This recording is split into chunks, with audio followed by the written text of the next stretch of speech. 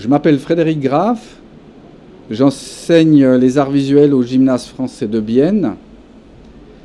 Et il y a 3 ans, lorsque j'ai entendu parler du projet et surtout de la possibilité de collaborer, j'ai tout de suite adhéré à l'idée de travailler avec des élèves, de mener une aventure avec une classe, parce que je pense que c'est aussi important et enrichissant que l'école sorte une fois de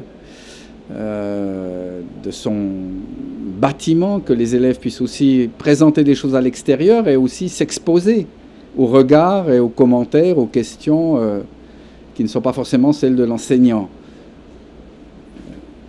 La première fois qu'on avait démarré sur le projet, c'était pour la première version de la sculpture qui n'a pas eu lieu. Et là, on avait pu travailler un peu plus longtemps avec un groupe restreint d'élèves, ce qui fait qu'on avait plutôt adopté une perspective littéraire en partant de poèmes de Robert Walser.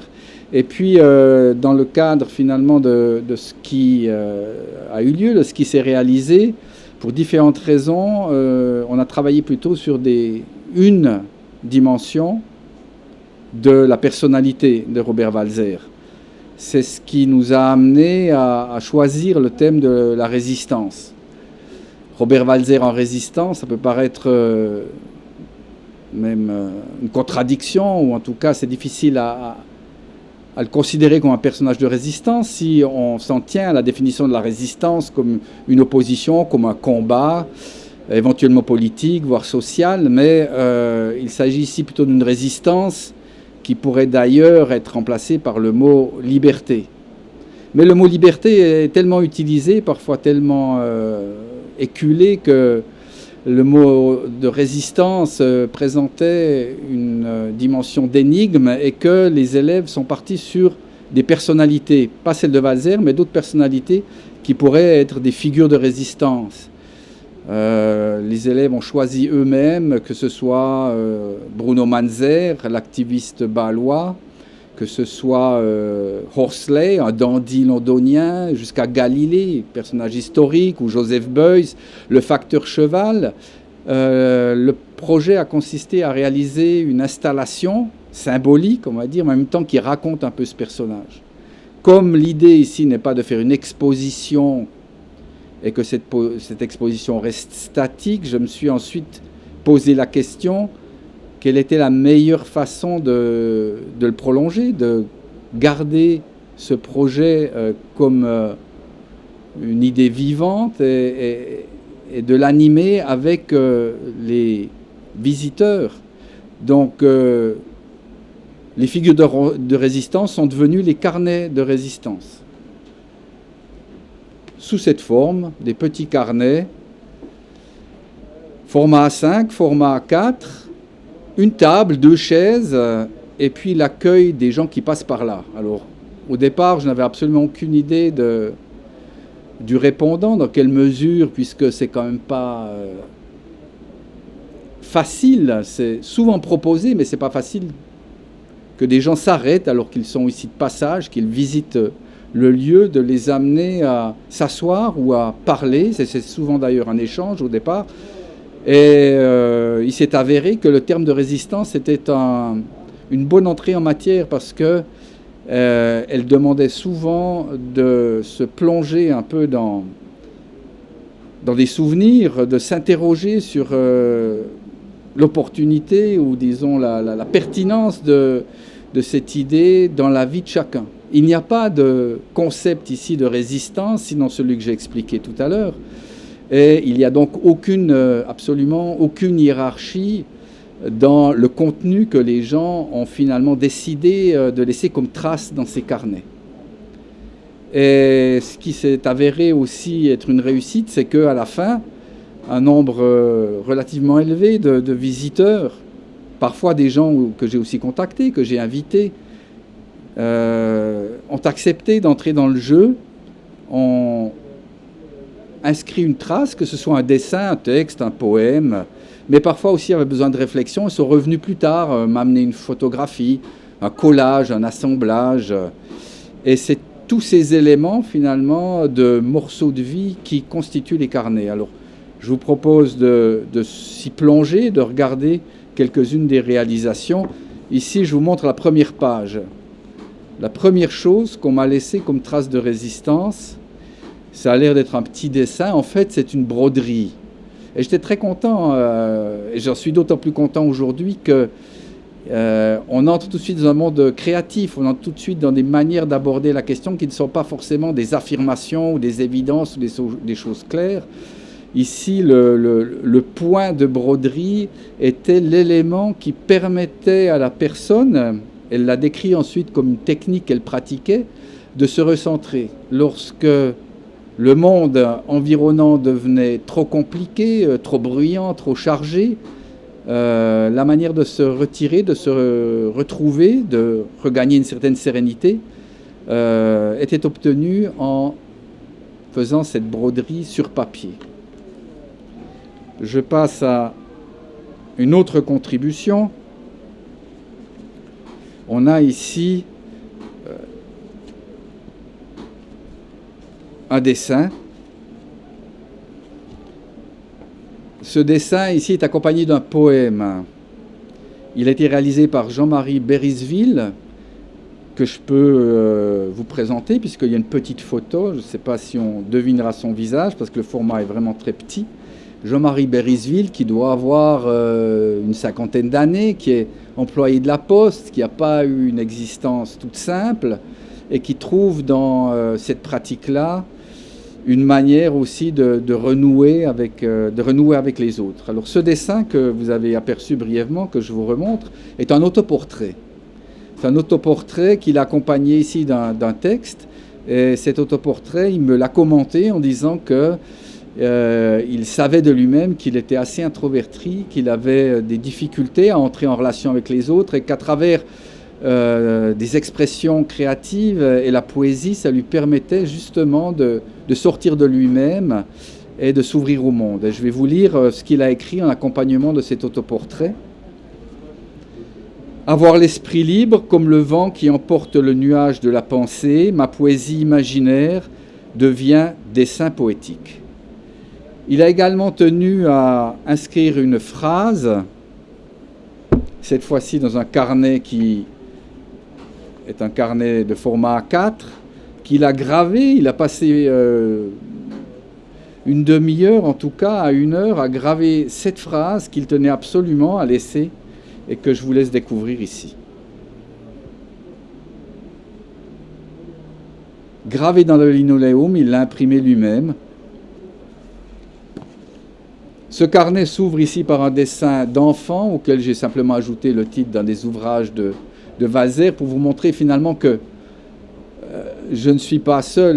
Le secrétariat, cette table est le secrétariat de la résistance, et dans le local où se trouve également le Parsifal et l'espéranto, mais aussi à côté de l'atelier où les enfants peignent, et que cette joyeuse fourmilière qu'est la sculpture m'a amené aussi à comprendre que les contributions pouvaient finalement atterrir dans ce cahier de diverses manières. J'en ai une autre ici.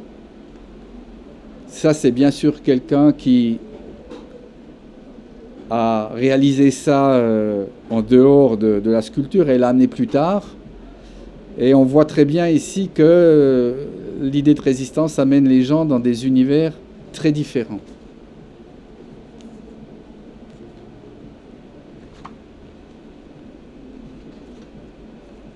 Voilà, je vais feuilleter un peu le cahier, vous montrer différentes pages, des collages. Ici, le commentaire, c'est simplement que l'élément de résistance dans ce collage avec des ailes de papillon, c'est que les papillons n'ont aucune difficulté à passer par-dessus les murs. Bridel, qu'on connaît, qui est très actif sur la sculpture et qui est aussi actif artistiquement, a produit ce collage avec des éléments cette fois-ci beaucoup plus militants. Un double texte, je vais seulement le commenter brièvement, c'est quelqu'un qui est venu sur la sculpture et qui a mis une remarque.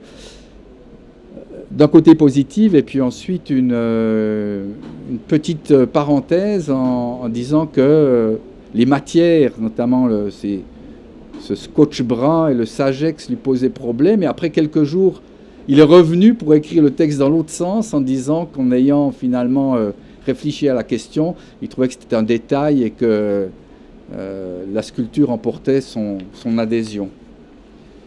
Une peinture ici, je vais la montrer dans l'autre sens, qui a été réalisée par un couple de 2 hommes fort jeunes, qui m'a demandé à pouvoir peindre. J'ai mis à disposition donc quelques couleurs et un pinceau, et ils ont réalisé cette image que je trouve moi très, très forte. Ce qu'on voit peut-être pas à l'image, c'est qu'elle est fixée au cahier par des clous qu'ils ont enfoncés dans la page de la peinture, dans la page du cahier.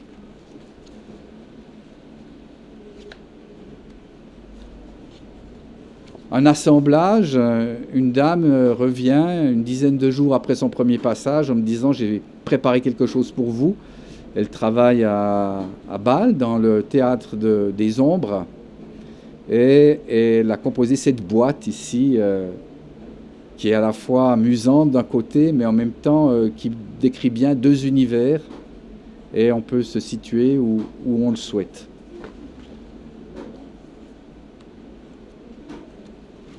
Une photo avec le titre d'un texte très connu de Walser et un point d'interrogation.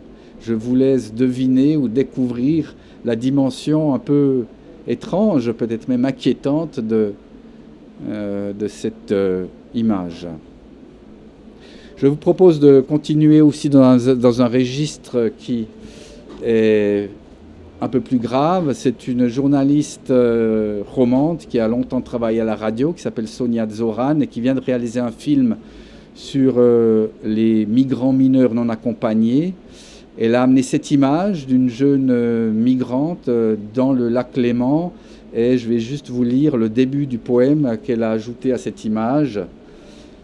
Bleue, l'immensité salée, petite notre mer, noire aussi. Verte, l'immensité forestière, brûlante, brûlée, noire désormais. 2015, Lampedusa, bateau blanc, 400 survivants, 800 les noyés.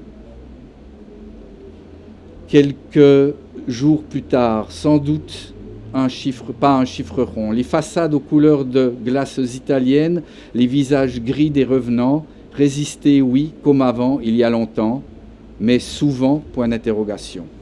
Elle a ajouté aussi le témoignage, c'est-à-dire la retranscription des paroles d'une jeune migrante qui a accepté de figurer avec sa photo dans les carnets et qui raconte son périple.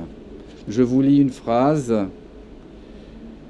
Les peluches, oui, c'est moi qui les ai achetées. En fait, quand j'étais petite, ma mère, elle m'a acheté une grande peluche comme ça. Du coup, elle était vraiment importante pour moi. Tout le temps, je dors avec lui, je pense à ma mère. On n'était pas riches, ça c'est sûr. Ma mère, elle était obligée de travailler dans un magasin, faire des galettes pour des gens qui sont riches. J'avais une vache qui s'appelle Bora. Quand ma mère, elle part, elle est à l'église. Quand j'ai faim, je parle avec elle, elle me comprend, tu sais.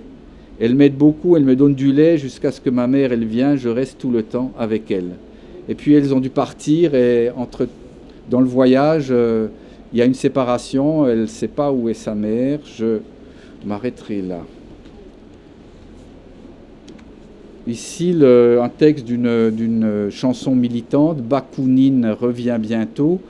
C'est un récital qui aura lieu jeudi de Christian Campiche, El Campiche pour son nom d'artiste, qui viendra jouer donc sur la sculpture.